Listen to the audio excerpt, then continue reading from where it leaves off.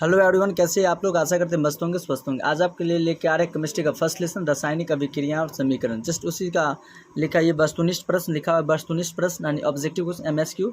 सही उत्तर का संकेताक्षर क ख ग घ से लिखें। पहला क्वेश्चन क्या लिखा है, रासायनिक अभिक्रियाओं को व्यक्त किया जाता है। ऑप्शन आपके पास 4 ऑप्शन रहेगा एग्जाम में। आप 4 ऑप्शन में से एक ऑप्शन को आप चूज कर सकते हैं। तो क्वेश्चन पढ़ लिए, क्या क्वेश्चन पहले पढ़िए, फिर ध्यान से आप एक बार विजुअलाइजेशन करके आप पढ़ लेंगे तो क्वेश्चन आपका ये सारा का सारा क्वेश्चन आपको याद हो जाएगा।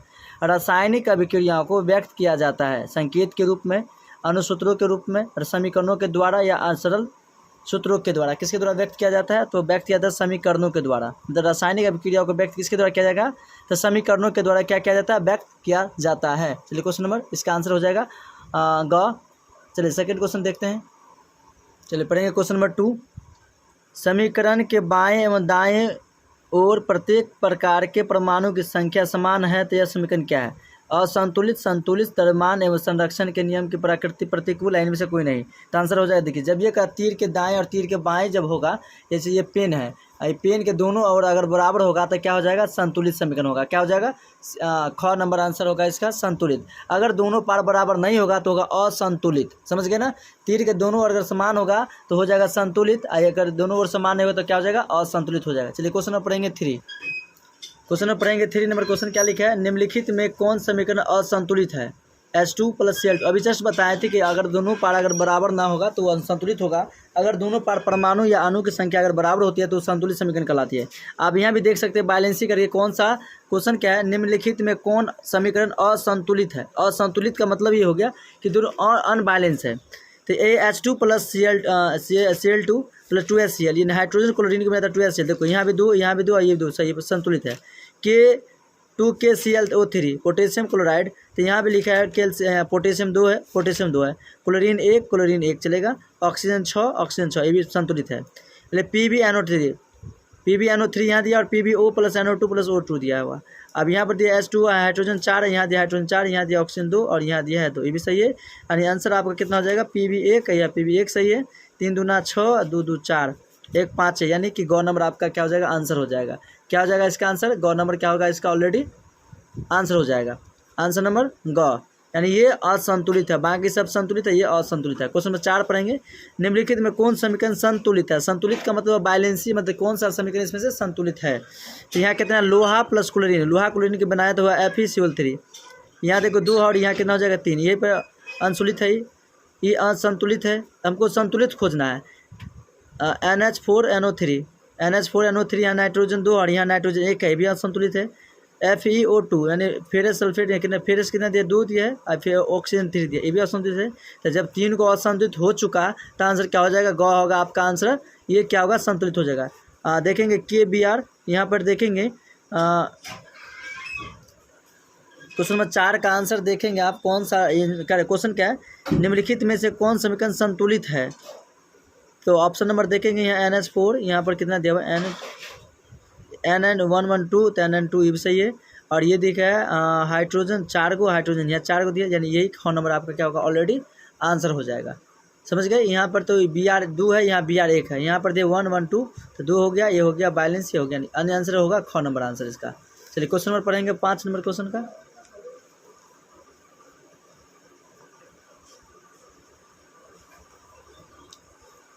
क्वेश्चन पढ़ेंगे 5 नंबर क्वेश्चन क्या लिखा है, कैल्शियम कार्बोनेट को गर्म करने पर कैल्शियम ऑक्साइड एवं कार्बन डाइऑक्साइड बनते हैं, तो यह किस प्रकार की रासायनिक अभिक्रिया होगा। विस्थापन, उभय विस्थापन, उदासीनीकरण या अपघटन। क्या होगा आंसर बताएंगे, आपका आंसर हो जाएगा अपघटन अभिक्रिया। जब ये 1 से 2 को टूटेगा तो होता है अपघटन अभिक्रिया होता है। कौन सा अभिक्रिया होगा, अपघटन अभिक्रिया होगा। ओके, जस्ट क्वेश्चन नंबर पढ़ेंगे 6। क्लोरोफिल और सूर्य प्रकाश की उपस्थिति में पौधे वायु से कार्बन डाइऑक्साइड तथा पृथ्वी से जल ग्रहण करने के पर भोजन तैयार करते हैं, यह किस प्रकार की अभिक्रिया है। प्रकाश रासायनिक अभिक्रिया हो जाएगा। कौन सा हो जाएगा, 6 नंबर का होगा प्रकाश रासायनिक अभिक्रिया। कौन सी अभिक्रिया, प्रकाश रासायनिक अभिक्रिया हो जाएगा। चलिए नेक्स्ट क्वेश्चन नंबर पढ़ेंगे 7 नंबर। सिल्वर नाइट्रेट के जलीय विलयन में सोडियम क्लोराइड का जलीय विलयन डालने पर अविलेय सिल्वर क्लोराइड विलयन से पृथक हो जाता है, तो इस अभिक्रिया को हम क्या कहेंगे।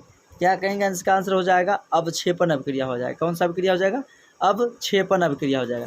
क्वेश्चन नंबर पढ़ेंगे 8 नंबर क्वेश्चन, सोडियम हाइड्रोक्साइड और हाइड्रोक्लोरिक अम्ल के बीच अभिक्रिया होने पर सोडियम क्लोराइड एवं जल बनते हैं, तो यह अभिक्रिया कहलाती है। कौन सी अभिक्रिया कहलाती है? यह अभिक्रिया क्या कहलाती है? अवक्षेपण, उदासीनीकरण, अपघटन या विस्थापन।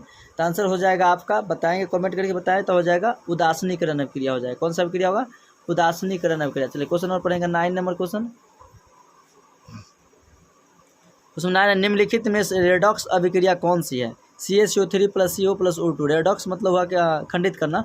रेडॉक्स अभिक्रिया कौन सी है इसमें से आप बताएंगे। Question number ZnO + CO + NaCO, Zn + CO, zinc plus carbon monoxide हो जाएगा। ये कैल्शियम ऑक्साइड + 2 HCl मतलब हाइड्रोक्लोरिक अम्ल का अभिक्रिया कहते हैं कैल्शियम क्लोराइड + H2O, जल निकल के NaOH + HCl + NaCO2। इसका क्या होगा? रिएक्शनलिटी आपका आंसर हो जाएगा इसमें, हो जाएगा ख नंबर आंसर, यानी खपुर खरगोश हो जाएगा, यानी ZnO + C + ZnO + CO।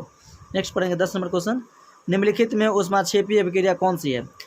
Nitrogen + oxygen को रिएक्शन करता है 2NO - OQ जल, या हो जाएगा C + O2 + CO2 + 90.45 क्लोरीन, या हाइड्रोजन H2 + I2 आयोडीन जोड़ेंगे तो क्या इतना क्लोरीन + 2HCl इनमें या आंसर बी। दोनों का आंसर इनमें से कोई नहीं, तो आंसर क्या हो जाएगा? क्वेश्चन नंबर 10 का हो जाएगा C4, ख होगा आंसर। क्या हो जाएगा? ख। कार्बन को ऑक्सीजन को मिलाएंगे तो कार्बन डाइऑक्साइड बनेगा, ये क्या होगा? निम्नलिखित में से अभिक्रिया हो जाएगा, ऊष्माक्षेपीय अभिक्रिया हो जाएगा। चलिए क्वेश्चन नंबर पढ़ेंगे 11 नंबर क्वेश्चन, निम्नलिखित में कौन ऑक्सीकारक है? H2, CO, H2S या O2।